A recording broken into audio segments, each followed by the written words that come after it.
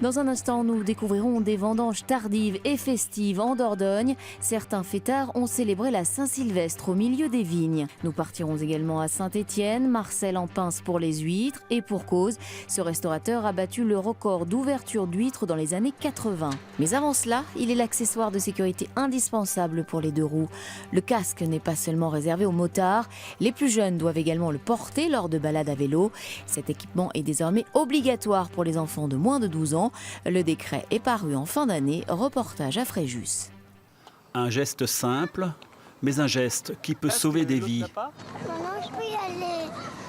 Les chocs à la tête chez les jeunes enfants engendrent des traumatismes plus graves encore que chez les adultes. C'est dangereux, on ne se rend pas compte le vélo, mais c'est vite arrivé. Donc pour les petits, au moins ils sont protégés. Le casque diminue le risque de blessure de 70%. Le risque de perte de connaissance à plus de 10 km/h passe de 98% à moins de 1% si la tête est protégée. Pour réduire les risques de traumatisme crânien, le port du casque devient obligatoire pour les enfants de moins de 12 ans. Ah mais je pensais que c'était déjà obligatoire. Les enfants débutent en VTT, donc ils ne sont pas habitués, on va dire. Et ils n'ont pas les mêmes réflexes que nous, ils ne peuvent pas s'arrêter aussi vite que nous. Aux adultes de montrer l'exemple, s'équiper et choisir des protections individuelles certifiées et adaptées. Ça protège largement même. Des fois on ne dirait pas, c'est juste un morceau de polystyrène, ça englobe pas toute la tête, mais en effet ça protège super bien. Ouais. Le port d'un casque certifié sera obligatoire pour les jeunes enfants à compter du 22 mars 2017. À partir de cette date, si un adulte transporte à vélo un enfant sans casque, il risque une amende de 4e catégorie, c'est-à-dire de 90 €.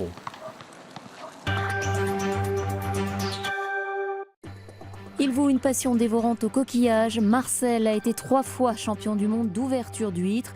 Ce restaurateur stéphanois est notamment capable d'ouvrir 48 coquillages en 5 minutes, le tout avec une seule main. Ouvrir des huîtres, pour moi, ça ne me dérange pas, au contraire. Je fais ça, je pense à rien. Il y en a qui jouent au billard, il y en a qui jouent au boule. Moi, j'ouvre des huîtres et c'est vrai que c'est un bonheur, quoi. Ce restaurateur stéphanois a réussi il y a de cela 30 ans le pari fou d'ouvrir 5000 huîtres en 5 heures et 55 minutes pour 350 convives. Résultat, un plateau de la taille d'un petit appartement. Les huîtres, c'est un peu la potion magique de Marcel. On rentre dedans tout doucement.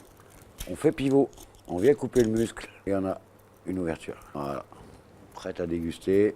Numéro 1, 2, 3, il y a parfois de quoi s'y perdre avec tous ces chiffres.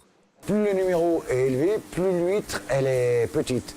C'est-à-dire la double zéro, par exemple, ça va être des huîtres qui vont faire, on va dire, 15 cm, vous voyez, minimum, 15, vous voyez, des grosses. Puis après la numéro 3, c'est une huître qui va faire dans les 60-80 grammes.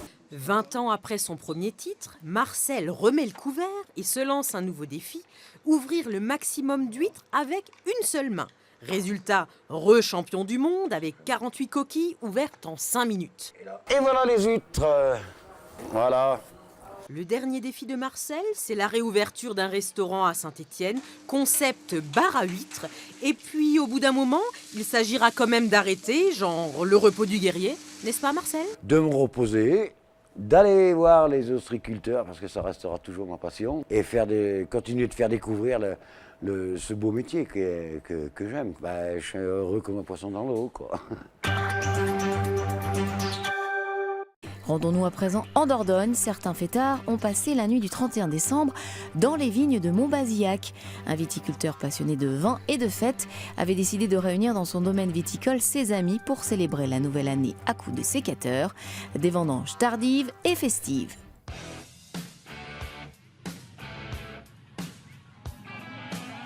Un cortège d'illuminés dans la nuit froide de la Saint-Sylvestre. Bienvenue dans la parcelle! Il est 23h, l'heure des vendanges pour cette bande de potes, un brin loufoque. Ça rappelle l'époque de la vigne et des vieux, les sabots d'époque. Les sabots sont d'époque, tout est d'époque, pas moi. Pour le moment, ça va, vous êtes bon. Oui. Tiens, c'est toi, Raymond, qui a mis des feuilles comme ça. Comme d'habitude. Insolite, la scène se déroule à Montbazillac, dans le vignoble de Fabrice. Ce fêtard invétéré s'est lancé un défi, vendanger, un 31 décembre. Un jour, en taillant la vigne, très tardivement, J'ai goûté des raisins qui étaient oubliés de la vendange passée. Ils étaient très très bons. Et comme ça fait en gros une dizaine d'années que je fais des vins atypiques et plutôt rock'n'roll, je me suis dit ça pourrait être quand même une idée de faire quelque chose de très très tardif. Après la coupe, le pressage, vient enfin le moment tant attendu par les vendangeurs du soir. Allez, dégustation. Eh bien, c'est moi qui vais goûter. Bande d'ivrognes, vous ne le goûterez pas. Réunir quelques tocards, ça peut faire que quelque chose de bien. On m'a toujours dit, moins plus moins, ça fait plus. Et c'est très bon. Minuit, les bises claquent au milieu des vignes. Bonne année la caméra. Pour couronner le tout, explosion de lumière dans le ciel de Montbazillac. 2017 s'annonce déjà comme un cru d'exception. Enfin, il fut un théoricien majeur du cubisme, le peintre Albert Glaise. Une partie de ses œuvres est à découvrir jusqu'au 15 janvier au musée d'art religieux à Lyon, dans le Rhône, où l'artiste a laissé d'innombrables traces. Au musée de Fourvière, Albert Glaise et ses disciples. Méconnu du grand public, le peintre qui avait élu domicile aux confins de l'Ardèche et de l'Isère fut pourtant un artiste et surtout un théoricien majeur du cubisme. Je serais tenté de dire c'est un des pères du cubisme. C'est en tout cas un de ces artistes qui, dans les ateliers d'artistes parisiens, le sien, mais aussi celui de Picasso, de Braque, avec des gens comme André Lotte, Robert et Sonia Delaunay, Marcel Duchamp et Jean Metzinger, ont construit le cubisme.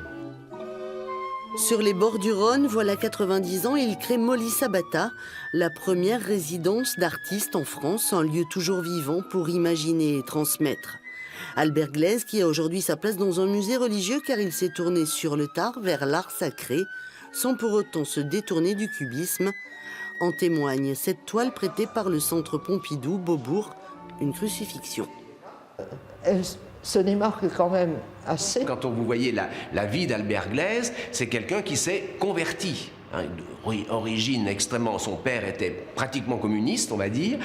C'est un homme qui s'est converti, d'ailleurs comme Manessé, comme beaucoup d'autres, qui vont se tourner vers le christianisme parce qu'ils trouvent là quelque chose qui répond à leur attente. Et on a toute une école cubiste, qu'on appellera ensuite le cubisme lyrique. Alors regardez comment la tendresse de Marie va se traduire par ces lignes courbes formidables. Lyrique, tout comme la sœur Carmélite qui assure les visites guidées au musée et que Glaise a visiblement su convertir à l'esthétique cubiste.